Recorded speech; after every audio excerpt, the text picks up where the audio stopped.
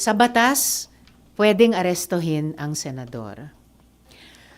Basta't hindi covered ng mas mababa sa 6 na taong pagkakabilanggo bilang parusa at basta't hindi in session ang Senado. Ang sinasabi lang po namin ni Senate President ay ang naging tradisyon, ang tradisyon ay hindi inaaresto ang senador dito habang may sesyon. Kung nagkakaroon na ng kalituhan doon, inaasahan ko, pag-uusapan sa caucus namin yung tradisyong iyan. And in the meantime, sa ating pong mga law enforcement authorities, inaasahan ko rin, nagagampanan din nila ang kanilang tungkulin sa ganitong mga sitwasyon.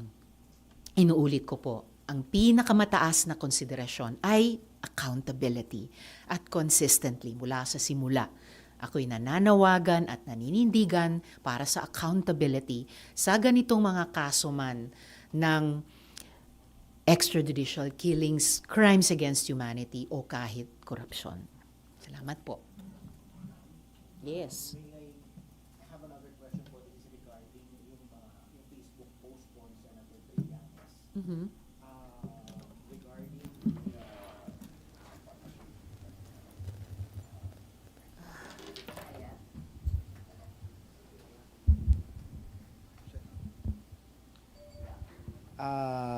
this is supposedly regarding the infighting within your ranks, or not naman infighting, but this apparent disagreement or conflict between the camp of or the sides of Senator Bam, VP Lenny, and this is in regards surrendering the former president to the ICC. Supposedly, VP Lenny and Senator Bam made some comments na hindi nila noon, nung 2022 campaign, na hindi nila papadala si former President Digong sa The Hague kahit na may ICC warrant of arrest. That was essentially the meat of Senator Trillanes' post. What do you make of this, and how do you think will this affect yung alliance ng opposition? Hindi ko pa nababasa yung, I suppose, recent post na yan ni Sonny Trillanes. And sa kung ano ang sinabi ni Mayor Lenny o ni Senator Bam noong 2022, mas fair kung iwan ko sa kanila linawin or ipaliwanag iyon.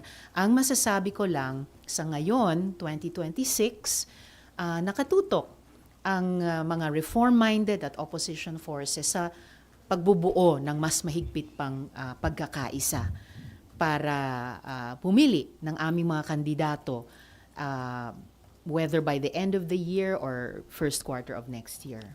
Ma'am, do you feel that it is now more urgent given that just a few minutes ago the Vice President declared that she's running for President in 2028?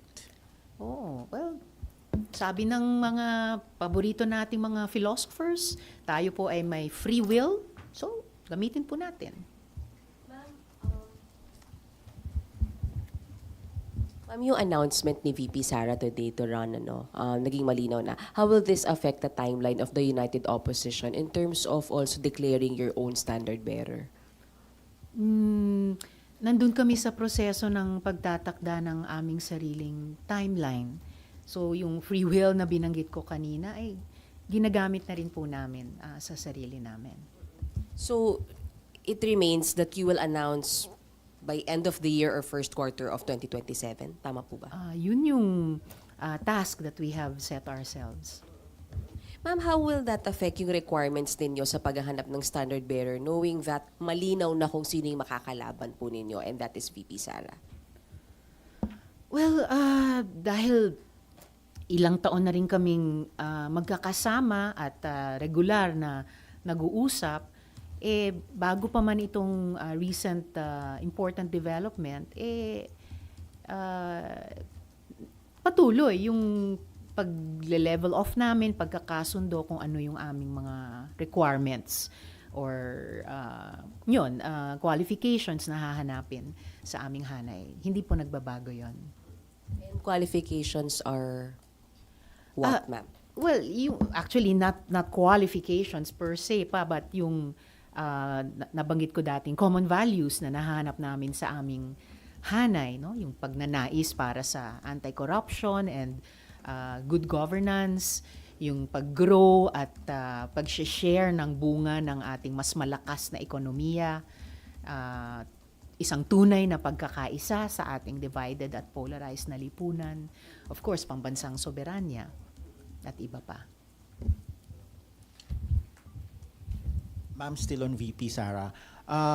Of course, we know that there are pending impeachment complaints in the House of Representatives, and if ever it goes up here for trial, you will be the judges, and of course, not just you personally, but all 24 or 23, kung makapasok, kung hindi makapasok ang ilan, will be serving as judges. So, and iba sa inyo might be her potential rivals in 2028. So, how will you address yung possibility or yung at least the optics na you are judging a potential opponent and your decision could be interpreted as not being based on the merits of the case, but on the possibility of taking out a potential competitor in 2028? More than any optics,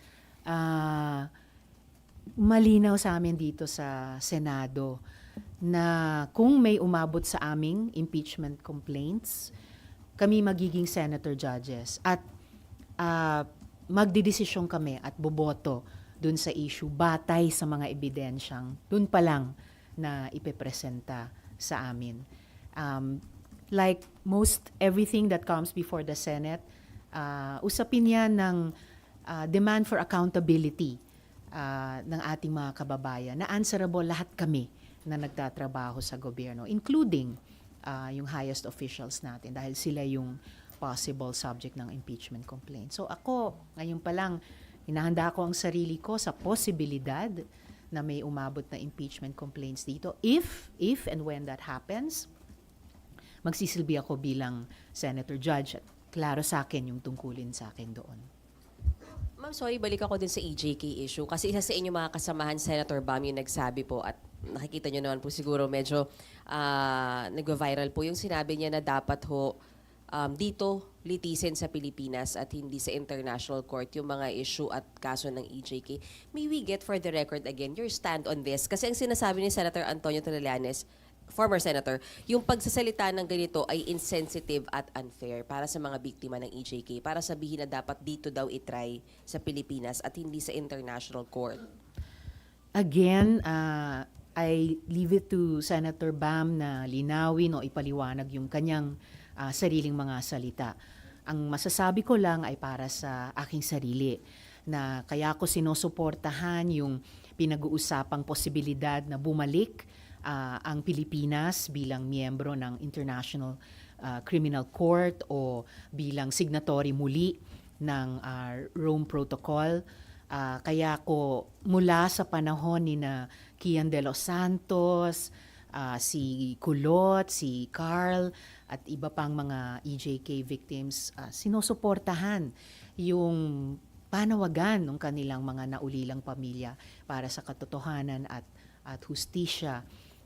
Kaya ko sinusuportahan yung pagrespeto natin bilang isang bansa sa mga pandaigdigang proseso ng hustisya tulad ng nagaganap ngayon sa ICC ay dahil kapag hindi nakakayanan ng ating judicial system dito ang mas ganap at mas responsive na tugon sa ganyang mga panawagan ng mga naulilang pamilya, then at least we can count on yung community of shared values natin sa buong mundo. But you agree na tamang nangyayari yung sa ICC ngayon at nililitis nila itong EJK under Duterte drug war? Sinusuportahan ko ang ICC at sinusuportahan ko yung mga prosesong idinadaos nila para sa mga mamamayan ng mundo kung ang mga mamamayang iyon ay hindi nakatatanggap ng sapat na tugon sa sarili nilang bayan. Ma'am, si Senator Ping po, Senate President pro tempore, meron po siyang view na kailangan po mayroong local court order for the ICC, for any ICC warrant to be implemented. In light nga po nung pinangalan ng co-respondent sila Senator Bato and Senator Bongo, do you share this view or ano po yung stand niyo on this? Kailangan ba ng local court order? I'm almost sure mapag-uusapan din yan sa caucus namin. Bilang miyembro ng Senado, importante sa akin syempre yung dignidad ng Senado bilang institusyon at inuulit ko muli sa lahat ng mga ganitong issue, ang pinakamataas na konsiderasyon, pinakamataas sa lahat ay yung accountability.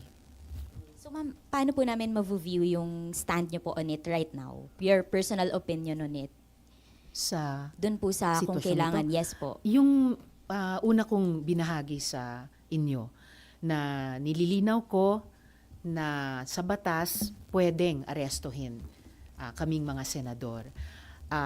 Ang sinasabi lang namin ni Senate President Soto ay tradisyon na hindi inaaresto ang senador dito sa Senado pag in session kami. Given na kung ang krimen na i-allege or ina-allege ay hindi lalampas sa 6 na taon na pagkabilanggo kung makonvict ang sino man sa amin. Ano pa yung nabanggit ko kanina? And in the meantime, I expect na yung mga law enforcement authorities gagawin din ang kanilang tungkulin. And yun na nga, naglulook forward ako sa caucus namin mga senador tungkol sa lahat ng mga isyong ito. At sa lahat-lahat, sa mga isyong ito, ang pinakamataas para sa akin ay walang iba kundi accountability. Just in case lang, ma'am, ang kaparusahan ay more than 6 years and Senate is not in session. So you believe the senators, Senator Bato and Senator Senator Bato and Senator Bongo could be arrested? Ayon sa batas, kung hindi kami in session at kung yung ina-allege na krimen ay above 6 years of imprisonment kung makonvict, pwede kaming arestuhin. May we know kung kailan po yung caucus? Today po ba siya or? Iniintay ko yung final word from the leadership, pero urgent matter ito. So oras na mag-imbita sa caucus, I'm sure lahat ay dadalo. Gano'ng kahalaga, ma'am, na magkaroon na kayo ng consensus as early as now, even if wala pa namang nakikitang possible warrant of arrest from ICC? Gano'ng kahalaga na may consensus na yung Senate? Anong gagawin? Well, kung hindi pa man siya urgent, definitely importante siya. So, hindi masama na magsimula kaming magkasundo kung ano yung aming posisyon. Clarification lang po. Si former Senator Trillanes po ba, is he part of the United Opposition or is he part at least of the talks po na ginagawa ninyo ngayon? I do consider him an ally and a friend, kaya binibilang ko siya at kanyang partidong magdalo sa hanay ng oposisyon. Ma'am, one question lang. Now that na in-announce ni VP Sara yung pagtakbo niya, and sinabi niyo po kasi sa isang interview, if I recall sa TV5 yata, sinabi niyo na siya yung pinakamalakas so far na kandidato. Pero ano niyo nakikita yung dapat maging strategy po ng United Opposition para matalo nga yung sinasabi niyo pong malakas sa kandidato? Yung strategy na yon bahagi pa ng matagal at matinding trabahong gagawin namin kapag 100% na kaming nagkaisa sa common candidates namin. Maraming salamat.